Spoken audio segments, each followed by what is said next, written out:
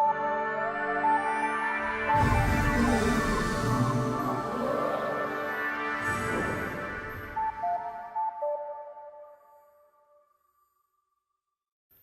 morning, good afternoon, and good evening, ladies and gentlemen. Welcome to the pilot episode of Crowns and Crows, a Crowfall podcast. I am joined via the interwebs, my co-host, Valor. How's it going, guys? Good, good. And Lakez. Hey, how's it going, guys? Good, good. Now, our intent of this podcast is just to kind of, talk about the game, and we're really excited for it. And we're going to give our initial impressions. We're going to be talking just kind of a little bit about ourselves, and then we want to go dive into some class discussion, mainly support roles. This is the pilot episode, so all feedback is greatly appreciated, and we definitely look forward to kind of hearing back from the community and what you guys think need to be improved, what you guys liked, what you guys didn't like, etc., etc. This will be on iTunes. This will be VODed on Twitch/Hitbox. We're not sure which streaming service we're going to use yet, and it'll also be up on YouTube. All that information will be posted later on, but let's get right into the actual topics with the introduction. Lake, let's start with you. What is your kind of MMO background, and tell us a little bit about yourself. Hey, how's it going, guys? My name's Lakez, Larry Provost. My gaming background is just very broad. I play a lot of MMOs. I play a lot of really focused on the competitive MOBA scene, anything from arena shooters to your traditional MOBA from League of Legends. I've done a lot of stuff in Dawngate, Strife. My MMO background also extends back to when I was a child playing some games like original Diablo, Diablo 2. I just probably played a majority of all the MMOs. I wouldn't say all of them, but a good portion of them, at least for a little while, a few months here and there. I give them all a fair shot. So I'm excited to be with you today and talk about the new game Crowfall. Awesome. Now, in terms of like your MMO background, what was your most enjoyable MMO for you during your entire gaming career? I think for the most part, it has to go to Diablo 2. It's technically not an Actually, MMO, but I understand. Back, right? Like Diablo 2 was a fun game, right? It wasn't technically an MMO, but I guess I'd have to go with Guild Wars 1. Okay, right? fair enough. Because it had both, right? You had your PvE, but you really had your PvP, and I really focused on the guild versus guild battles. I felt like it was just fun. It was natural to go into a game that everyone was on a baseline as far as power went, and you just battled out in an arena-style competition where one team would be victorious. It used to be very long matches, like an hour plus, and then they started to turn like 20, 30, 40-minute games. But it was just fun. It was very competitive, and I just really enjoyed that entire scene. Awesome. All right. Valor, same questions for you, good sir. For me, I got my start in online gaming back with MUDs, which, it's just a fun thing that you can play in school. So it's easy to always pull up Telnet. But, the good old days. A little bit of a throwback. But, for, online games, I've been around. I've always focused on the PvP games. For me, nothing's more fun than coming home and just reaping the tears and the lamenting of folks online as you're plowing through them. So, I've bounced around a lot of the PvP focused games. Guild Wars 1, fantastic. Really enjoyed City of Villains. I think that was an underrated MMO. It was, I agree. Just the dynamic of having that extra dimension of PvP where you can fly and super jump. Just fantastic. And I'd say, to answer what was probably my best experience as an MMO, it's that love-hate relationship. It's that girlfriend that you just can't get rid of. Don't say it. And no. It's Darkfall. Okay. I thought you were going to say the other one. No. Darkfall Online was one of those games where, there's so much excitement built up over 8 years for, and, to bring it all down into a single element, the day they launched, their store crashed, and so nobody could buy the game for 24 hours. That's right. So, That's right. that is just, if you want to explain how Darkfall went, that was about it. But fantastic PvP game, and we have a lot of the community showing up here in Crowfall, Mm-hmm. which has a lot of people excited. Yeah. So I'm eager. Yeah. I'm Awesome. very. Yeah, it's interesting to see the excitement level for a game that has zero gameplay footage and just images, which is hilarious to me. But I mean, it's backed by some really cool developers, and they seem to know what the generation wants right now.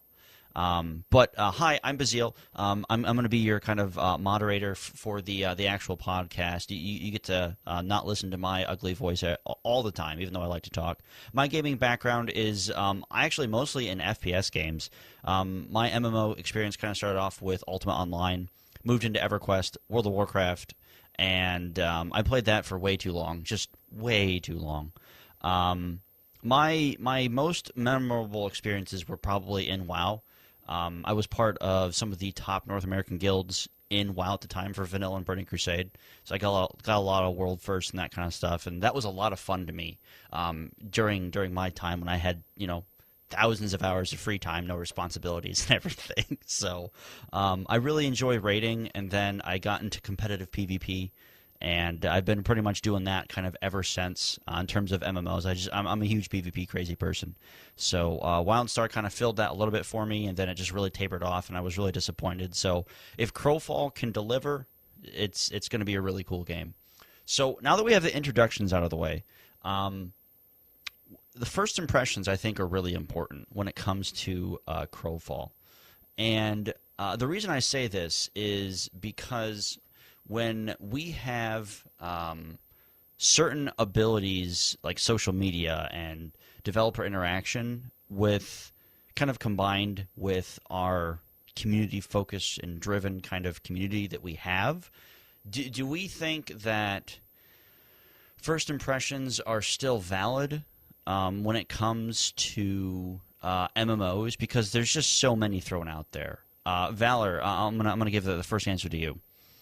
Yeah, I think that first impressions are important. What we tend to find is that games they'll announce their plan, their project, what they want to do with their funding, and a lot of times what that'll do is it'll draw in a very particular set of people, and that group of people will provide their feedback, and they will actually kind of drive the direction of the game. And a lot of times it's because of the folks that these companies get their money from, because too often you see in the industry that people want to replace WoW. They want to have 9 million subscribers, and too often that ends up killing games just because they're chasing that carrot that they just can never get. I completely agree. Lakez, go ahead, man. So overall, first impressions just mean everything. I watched a show the other day. I'm sure some of you guys have watched it. It's called Bar Rescue. And John Taffer, if you've watched it, he's very animated. And one of the things he specializes in is getting people in there and spending their money. And it's very good to hear what he talks about specifically in regards to marketing and the first impression meaning everything. Someone walks into a bar, the first 30 seconds, they're going to know whether they like this thing or they don't like this thing. Right. And a lot of it has to do with gaming. You could directly translate that first impression thing to gaming. And the problem is sometimes people build this hype. They get everyone really excited. So the first impression was there. They want to play this game. They want to soak all their money into it. But as it goes on and as some of that information releases, they lose a little bit. Yeah. Or they build even more hype. But then when they finally get to play the game, it's just a letdown. They didn't deliver exactly what they hyped the game up to be. Mm-hmm. So I think the follow-through from the first impression, to me, is the most important. Obviously, you need to get your foot in the door. Right. The first impression means a lot. You're going to keep and build your audience from your initial impression. But after that, you've got to be able to deliver what you promised everybody. And to me, that's the most important thing. And that's what I'm really looking for out of ArtCraft, mm-hmm. delivering what Crowfall is supposed to be in their minds. Yeah, you bring up a really, really good point, and Valor just actually typed in our Skype chat H1Z1, which is another good example. Another good example would be WildStar. Both of those games were just super hyped to just like no extent. H1Z1 came out and wow, the PR on that game was just terrible. Holy crap! Like, I didn't purchase it just because I hate zombies and I'm so sick of zombies. But a couple buddies got it, and they're like, they legitimately tried to get a refund from Steam, just because they were just really frustrated with it. And for those of you that follow me on YouTube and stuff, I was a huge WildStar kind of content creator, and I was so hyped for this game because what the developers in WildStar were doing is they wanted to deliver this really cool thing. They pushed out the game too early, and it just like snowballed into chaos from there. And the PvP scene still is just awful in that game. And they're taking small steps to improve H1Z1 as well, a bunch of other games, but sometimes, like you said, like it's almost too late. The first impression was there. It went from first impression to trying it to, oh my gosh, nothing is like how they said it would be. And it's really, really hard to balance an MMO in terms of what actually happens, because we've seen so many come and fail over the years. Again, World of Warcraft, that game is still out. There are still 8-some million people subscribed to this one MMO that's been out for 10 years now. 10 years. That makes me feel old. But it's so important. Like, it's just, your point was just dead on. Just so important. So with that, Lake, what was your impression of Crowfall as it stands now? Now, right now, as of 2/17/2015, we have no gameplay footage. All we have seen is some in-game art assets, some 3D model rendering, and some beautiful concept art.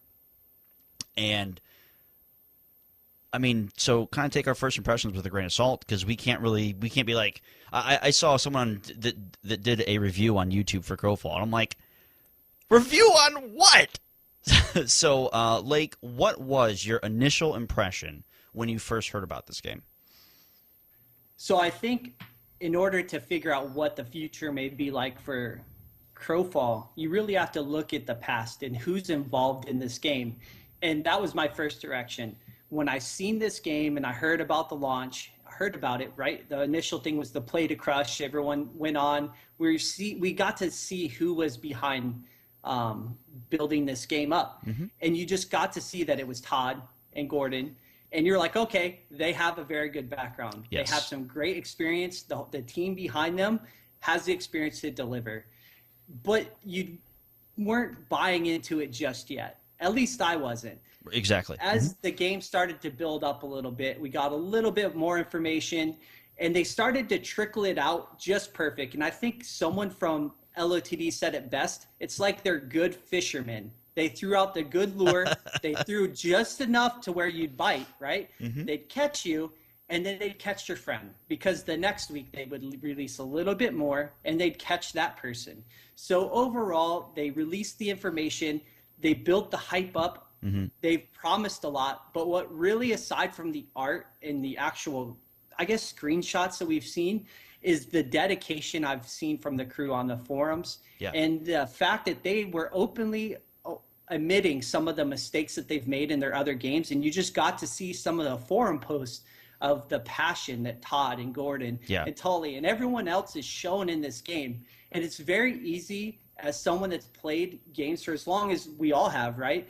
It's easy for us to jump behind and support somebody that shows that much passion. Yeah. Well, no, I completely agree. Completely agree. At that point, we've got the passion, we've got the drive, but we've got to take a look at can they deliver? So you can't be to jump into the hype. Let me rephrase that. So the hype for the game is absolutely real. I'm part of the hype. I love the game. I love the concept. I love everything that happened with it. But it really does take someone with a little bit of self-control to jump back and just be a little more cautiously optimistic about the game. And I think that term has been tossed out there quite a bit in regards to this game and the development process. I am absolutely optimistic that this game is going to be able to deliver exactly what they want. And then the ideas of the game haven't even been put out on the table, so they may deliver above and beyond, or their concepts may be above and beyond. But I really like the fact that they're taking what doesn't work in certain MMOs, and they've come up with some sort of solution or an attempt or concept to try to make the game in the MMO genre a little better. Because right now, it seems a little stale. Like Valor said earlier, everyone's trying to chase that dream of WoW. Yeah. So you see a lot of the games become those theme park copies of what WoW currently is, with a little better graphics. Yeah. In this game right here, they're changing it. Then they're doing a good job. They've got a couple people. Their feathers are a little ruffled. It's not traditional like they thought it was going to be. Yeah. And then the majority of us are completely excited for what this game has to offer. So all I could say is be cautiously optimistic, because there are little concerns that I have with the development and some of the concepts of the game. But overall, I'm excited for it, and I'm excited to see what they release next. Valor, go ahead. For me, Lake, what I'd say when I first saw any information on this game was actually their 113 siege concept. They put out this post, and it was effectively a couple paragraphs and a banner. And I said, "Are you serious? This is your information release? What kind of joke is this?" And and honestly, that was my first reaction, because I hadn't dug into the game yet. I was just hearing about it. The community was even smaller than it is now. It hadn't really started to pick up a lot of buzz on the internet. Right. And I look at that, and I was like, okay, whatever. And the next content patch came out, and I looked at that, and I was like, okay, a little bit more information. And it wasn't until about 3 or 4 weeks into it that I started realizing that they're planting little bits of information all around all of these little content updates. And as they're doing that, it's starting to paint a picture. It's almost like playing. It's almost like putting together a puzzle without any of the edge pieces. And so you're just like putting stuff all over, and you can see it in the community. People are bouncing ideas all over the place of, how are the servers going to be built out? How are the maps and campaigns and everything? How is that all going to be played out? And so, my first initial reaction was like, oh man, really, is this what? They have no plan. And lo and behold, they have a master plan. And usually the community is 10 steps ahead, and we can typically predict what's going to happen. It's pretty plotting path that these games go along. Yeah, it's an MMO. It's easily predictable, right?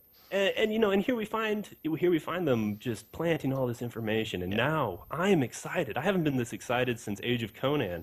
And that was such a letdown. I won't get started on that game, because it turns out they were outright lying. But this is that level of excitement where we're seeing old gaming communities pulling back together, and names that we haven't really seen in anything recent in the past 6 years. Right. And when you have that is where that they have something right. Can they follow through? That's, I guess, what we'll see. No, I would completely agree. Larry, you wanted to hit on a point that Valor pointed out, so go ahead. He talked about just like digging into the game and really finding out just even those little puzzle pieces. And as the game, like, you take a look at the website, you check it out, unless you dig into the forums, you're not going to grab all the information that's currently out there, because there's post upon post and 20 pages of posts on threads and more threads. And unfortunately, you have to dig into that stuff, because there's so much information that these guys have put out, and not an open source. They have their frequently asked questions. That's where you find a lot of the general ideas, but they really start to break down a little bit more inside the forum. So as dedicated people into Crowfall, we're buying into the hype. I am reading those 20 pages of over and over again in every thread out there to see. And I may not comment on everyone, but I take in all the information, and they have a very good drive. Like Valor was saying, the vision's there. They just haven't even given it to us yet. So we're excited about it. Yeah, I think you guys pretty much kind of covered what my initial impressions were. Valor, I was more like you. I was like, okay, cool. Like, I mean, part of me has just been, is just really sick of being burned by MMO company after MMO company after MMO, you know, et cetera, et cetera. I mean, the only game that I have really been able to enjoy MMO wise has been World of Warcraft. Like I've always been like, I could always go back to that, but you know, honestly, after playing WildStar's Combat, I can't go back to Tab Target, and I'm really hoping that Crowfall is that, you know, next generation of combat, because no one wants to do boring, you know, okay, one, yay, the target's dead, or just hit one and he auto-attacks for you and everything dies. So my initial impression was I don't give a crap about this game. And then once they started showing the classes, like the Centaur, I was like, okay, I'm interested. Because who doesn't want to be a Centaur? I mean, come on! I mean, it's true. I was like, to my knowledge, no one's ever done that, right? Like, this is the first MMO that you can actually be a legit Centaur in, like, as a playable race in a class. So, Centaur is one of my favorite, like, mythological creatures.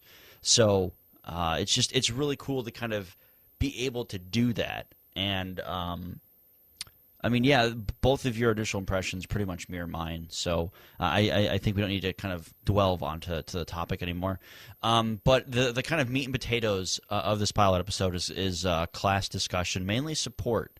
Now, there's really no information, there's really no actual things for us to dig into. It's just going to be us kind of giving our initial thoughts on what support roles could be. Now, the only actual class that has a support tag is the Forge Master. I mean, the backstory gives some sort of cool lore, but it doesn't really tell you anything about the class. He has a giant hammer, and he looks like, you know, a taller dwarf style of a race. So, in terms of support and how you want to see that develop, Lake, what is your kind of hope for the way support roles go? So support to me, especially because they don't have a dedicated healer class. So just to not yet point anyway. that out, not yet. And I think they talked about they're not going to make a dedicated healer class. I think it was in a frequently asked questions. They talked about it, but I could be wrong. But for now, there's no dedicated class out there. And in my mind, the support role is going to be something that's going to probably be a damage mitigating role. At some point, you need some sort of damage mitigation if you're not putting in a dedicated healer. But what I really want to see is just the mind-numbing spells of a non-intuitive, let me just throw a bubble down, everyone stand in it, and it deflects a bunch of damage. My mind, I like intuitive spells, especially coming from a support role, spells that if used at the right time, can really turn the tide of a fight. So split reaction spells that can, you feel the effect of how good someone actually is. Like, wow, that's a really good support player. Their timing is perfect. They read the animations of the opposing enemy just right, and they got this specific spell off that protected or saved my group from dying from the other group. I really am against the pre-buffing. I don't like people jumping in, let's circle up, let's buff up. I mean, how annoying is that to play as a support character in general, let alone you're the warrior and you lost your buff. And you're like, all right, guys, let's group up and buff again. Like, it's not fun. To me, that's not what I want to see in a support class. I really like the pre-protection spells, something that is very reactive. So you use it in essence when you see a specific animation come up, split-second reactions, like quarter-cast spells that are, if used right, like I said, can really turn the tide of a fight. So you're looking for something what Final Fantasy does in terms of like at least 11. Final Fantasy 14 is more of a, you know, kind of a WoW style combat. But in Final Fantasy 11, Red Mages had a lot of those like really cool kind of like interactive support spells that kind of buffed off of each other and did certain things if you time things right. So I would definitely agree with that. I mean, I think that the standard, you know, it's just pre-buff and kind of that's really boring. And you know, it's you know, so 2004. This is 2015. Let's kind of innovate here. And I also have a theory, especially because they put out the idea, they talked about it today, the voxels and the terrain and everything else. So I really feel like the classes themselves can actually take advantage of that concept and be able to have game mechanics, because it's going to be a physics-based mechanic, right? Right. So if you're blocked by a tree, the archer can't hit you, this and that, right? So to me, that's a very in-depth mechanic to begin with. And then when they go with maybe a more non-tab targeting, so you're going to have to use maybe an action bar or some kind of cursor to use your skills, that's very in-depth combat to begin with. And I think to add complexity to it and to use that physics and the voxels, you could even do things like the support class. He has a hammer. Maybe he hits the ground so hard he raises the ground up just a little bit to protect you from projectiles coming from a specific area. That'd be pretty cool. Like being able to use what's around you. Mm-hmm. Really, to me, they can open the door. The mechanics of this game can really get in depth. The last thing I really hate to see is supports that can they have to rely on other players to be successful. Right. I like supports that can be able to kind of support and handle themselves.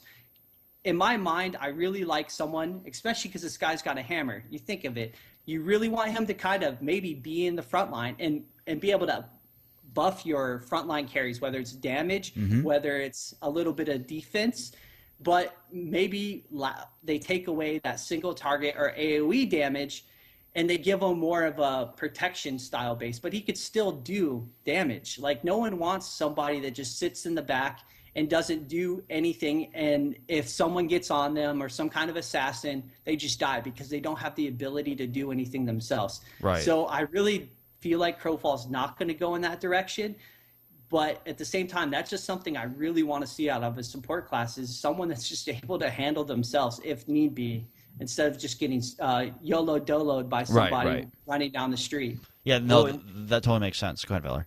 Yeah, what I was going to say is, I mean, we look at it, and the Forge Master, as you touched on, is the only archetype so far that has been tabbed as a support role. Yet they have the highest starting strength attribute. Yeah. As well as I believe another class, but they're matched for the highest starting strength attribute. So there's damage there. So I think, Lake, that you're really hitting on something when we say that these classes will be able to handle themselves. So quick correction: yeah. Legionnaire has 4, Forge Master has 3. So second highest, tied with the Templar. I think Forge Master has 4. Yeah. Oh, okay. Yeah, I'm stupid. but it's such an interesting concept that they've released I believe 7 archetypes, and they have room for 12 on their website. So maybe they will, maybe they won't. But they've released 7 of them, so we're over halfway there.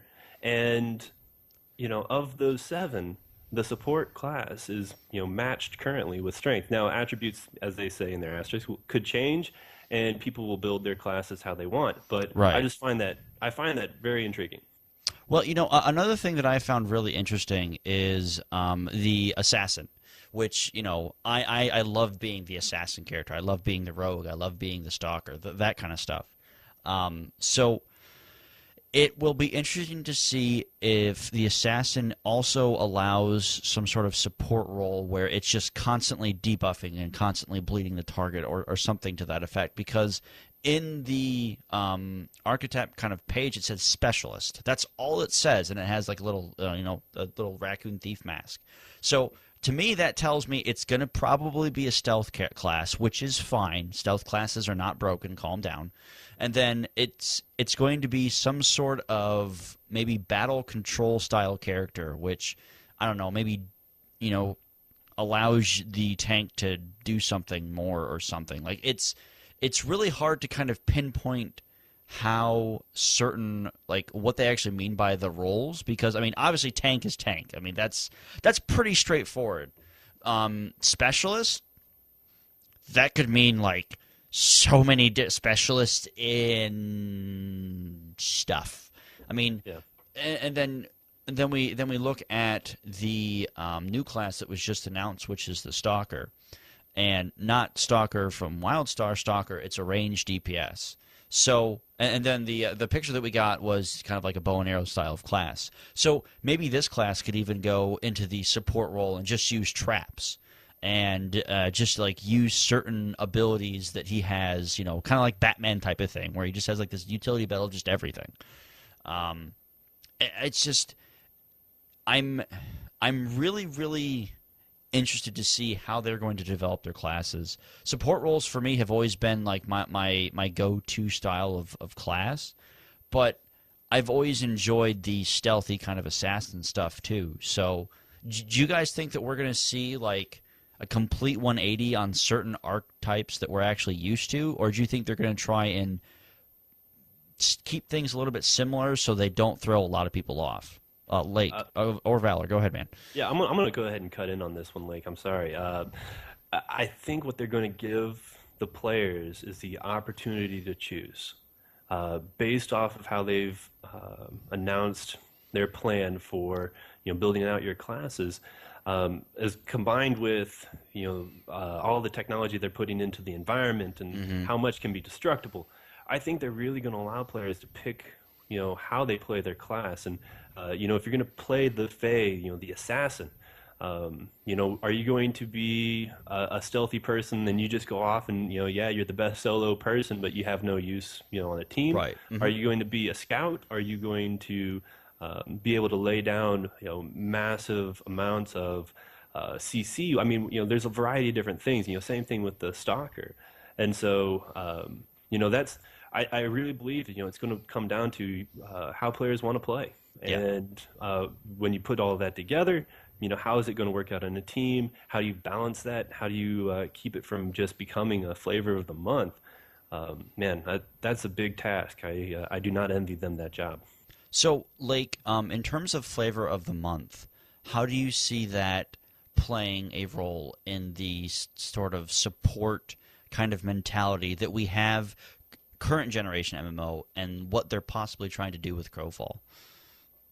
So overall, game balance. I mean, we could talk about this all day. And we could talk about we could talk about the different classes all day. Real quick, just interject. I think that the Fae is going to not stealth, but fly. I think it's going to be one of the classes that you can see from afar. You can see it come in, but you don't have the ability to get to it unless you're a ranged DPS, and then you can shoot it.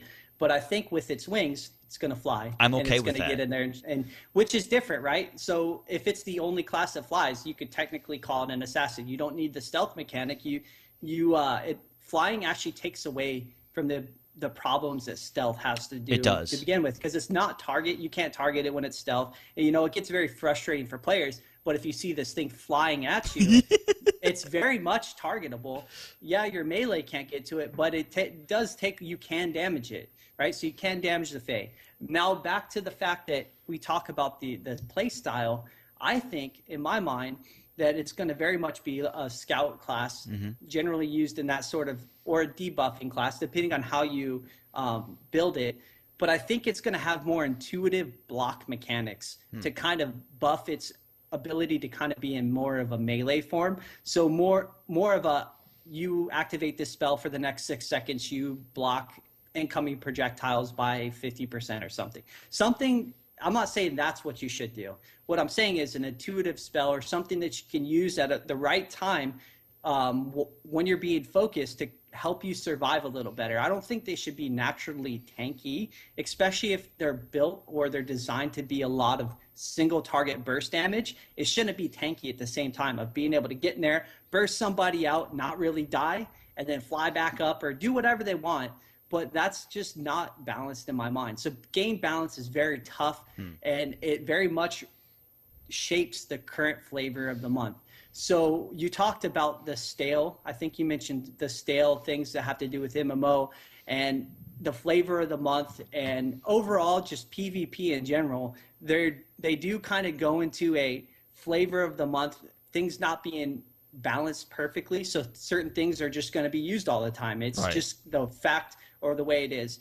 I think a way to kind of get away from that is when you create this game and the specializations of each character, everything has to be viable. Okay. I shouldn't have to go a specific route when building this specific class because it's the flavor of the month or it's the best. Everything could be viable. I can maybe pick the less likely thing and still be viable because of the composition that I'm in. So kind of like what Rift does possibly is in terms of like, because they have so many different roles and like there's 6 or 7 different builds for each class. So is that what you're looking for?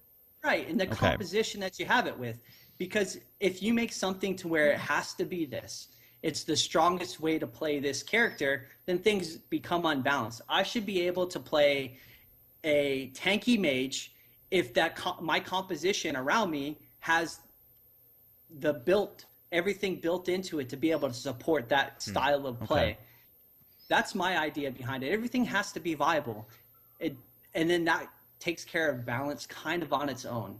Things need to be adjusted. So in kind of playing devil's advocate here, I think it's literally impossible to not have flavor of the month, and no matter what you do. I mean, first person shooters, MMOs, RPGs, anything. I mean, like even Facebook games have flavor of the month, stupid crap things. So I mean, it's impossible to always achieve perfect balance, but there are very few MMOs and games out there that have almost achieved that.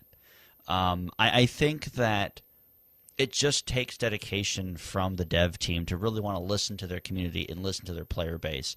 And not just the top tier, but everybody, and kind of take the average of what someone wants, put it into the game, try it for a week, and if it's horrible, remove it. Have the guts to say, we screwed up, this was a terrible idea, we are going to give everyone 2 days free game time or something just to compensate for the horrible mistake that happened. So in terms of balance, I think it's really, really important to understand, and not that I disagree with you, Lake, at all. I think that every class should be viable in a certain aspect.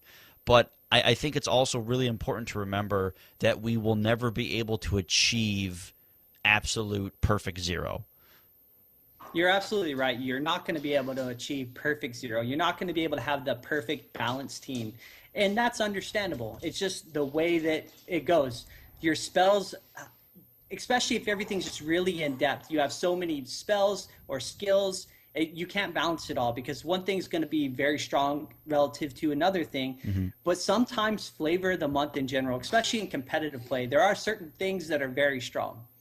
However, some things are strong, they're just not used or utilized to the potential of maybe shifting outside of the meta. A lot of people don't like to try different things, and there's some people that are. I read on the forums that there's certain people that like the challenge. They like to pick the unmeta or the unbalanced or the underpowered thing and try to make it work with different compositions. And that's my style of play. Because I really like to always shift the meta. I never like to be a part of the meta. However, you're always going to have the flavor of the month. It's just the nature of the beast. Like you said, it's impossible.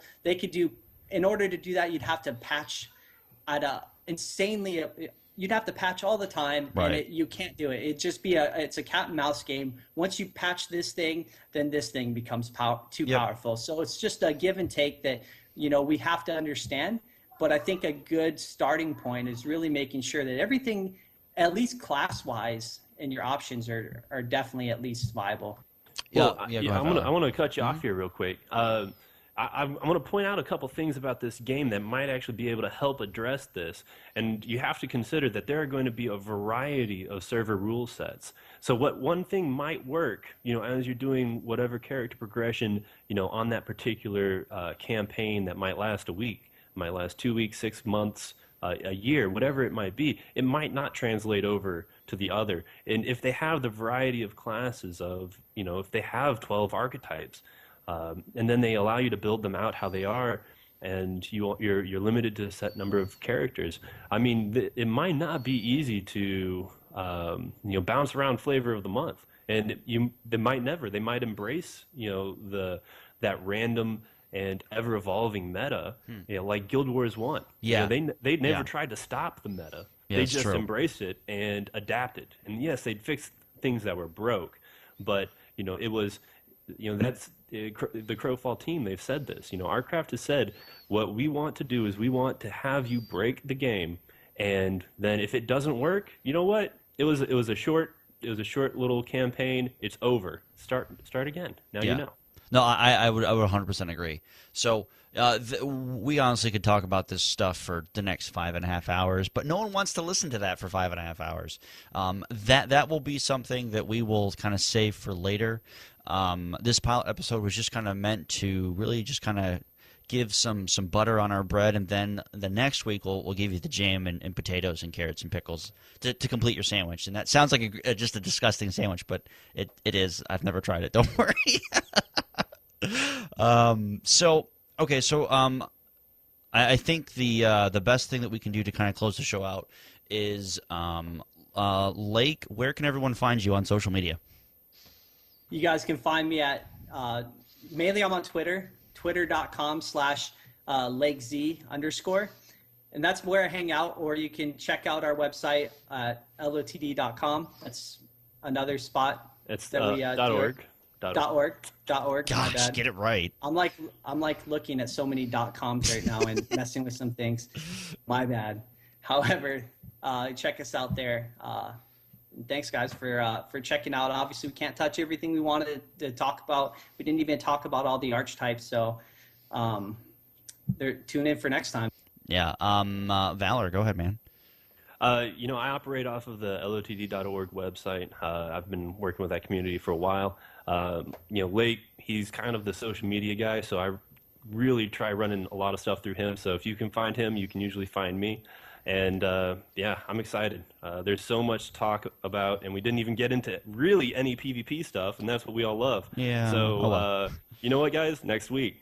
Yeah, next week, depending on what they give us for more information, we'll kind of continue this class talk.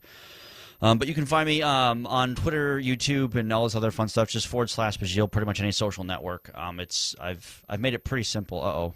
.org. Blank.org. Don't actually go to the. I don't know what website that is. Anyway, but special kind of shout out to Lords of the Dead for allowing us to actually have this show. Also, a website that I'm also a part of, qtimes.com. They do a lot of really good Crowfall breakdowns and stuff, and good kind of group of guys and gals that I work with over there as well. But that's going to be the pilot episode, guys. Feedback is always appreciated. I will be setting up an email address for you guys to kind of send us fan mail or hate mail or whatever you guys want to send us. But for now, feedback will just go into the YouTube comments below, which is, standard. But that's going to be it. That's it. That's all. Have a wonderful afternoon, morning, or evening, and we'll see you guys next time for Crowns and Crows. I've been Bazeleel, that's been Valor, and that's been Lakez. See ya.